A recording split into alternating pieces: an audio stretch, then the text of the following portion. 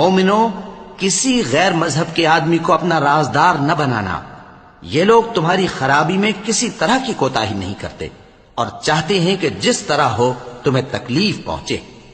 ان کی زبانوں سے تو دشمنی ظاہر ہو ہی چکی ہے، اور جو کینے ان کے سینوں میں مخفی ہیں وہ کہیں زیادہ ہیں۔